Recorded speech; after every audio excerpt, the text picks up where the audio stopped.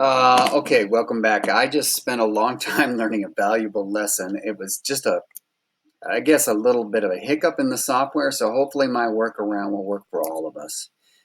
So in making this framing member, let's see if I can improve I found out you can go orthographic. You don't have to stay in perspective view there. That's kind of cool. We can talk about that.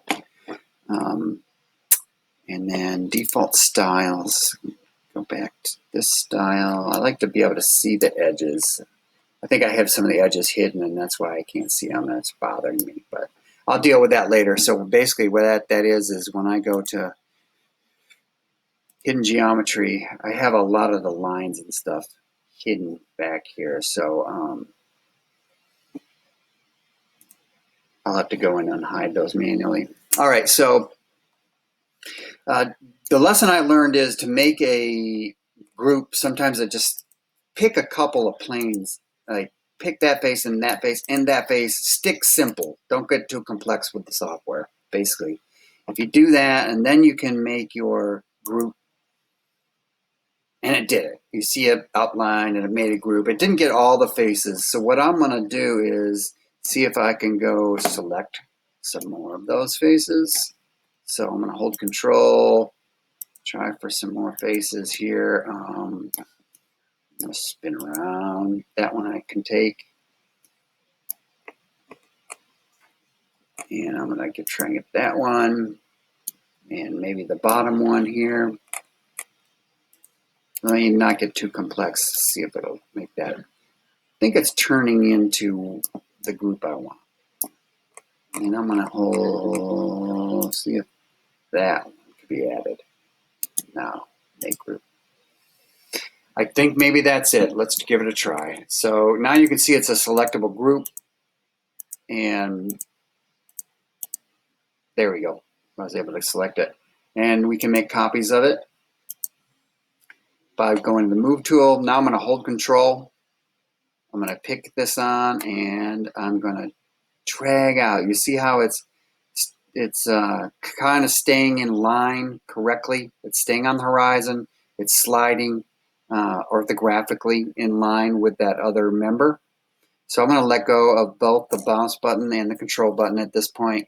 And you'll see down in the right-hand corner, it should say 3 inches and 6 3/4.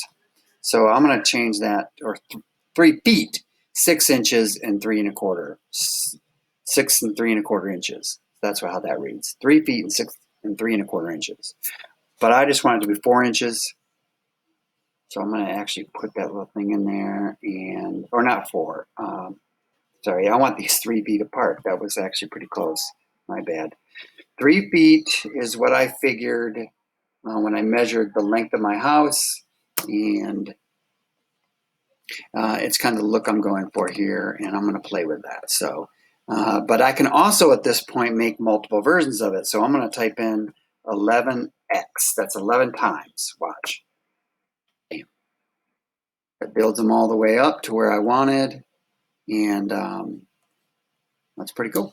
So that would be 2x6 framing that I have back to back to be 4 inches. So there'd be actually in detail, this would be 2 boards secured together back to back to go and make this frame all the way around. And now I'm going to go ahead and try and put that subfloor in. That's the word they use for it. It's really just the subflooring you can buy at Home Depot. It's basically just plywood, but it has a nicer surface on it for securing flooring to.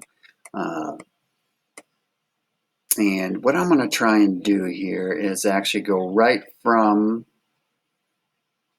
here all the way down. I'm going to draw